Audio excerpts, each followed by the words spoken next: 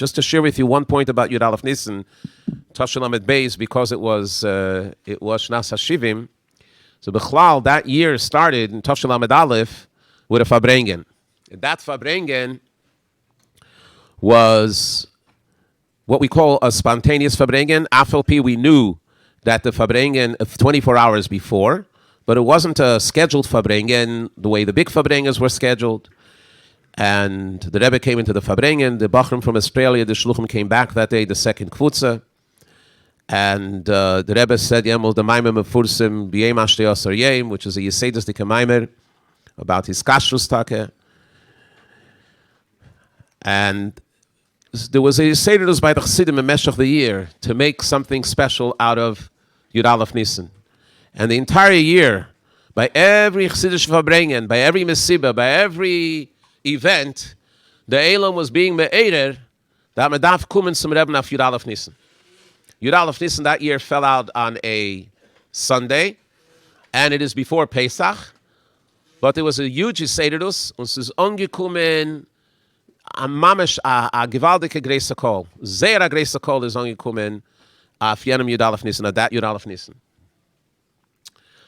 And, of course, there was a Yontif Dike Avira in 770, starting already with Friday night. Then Shabbos is given the Fabrengen, and with the Maimer.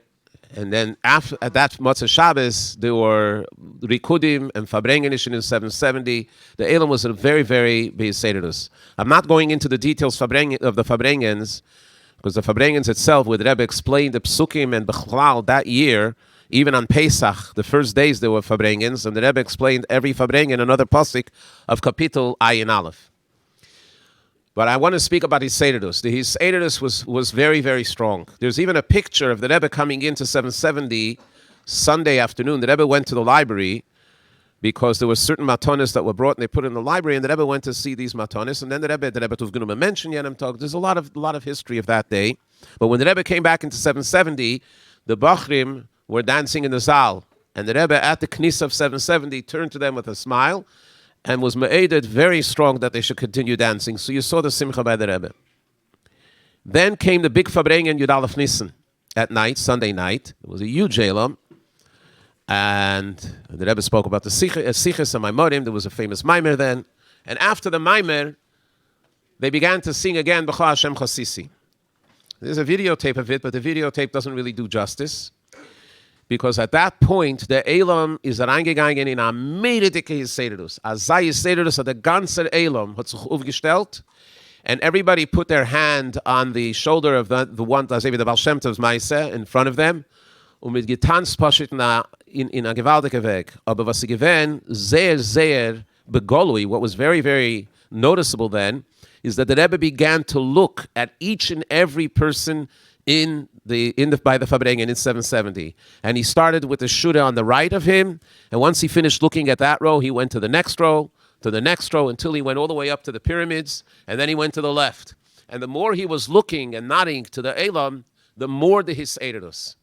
That Nigan must have lasted about a half hour, 45 minutes. It was mamish an unbelievable Hisayrus.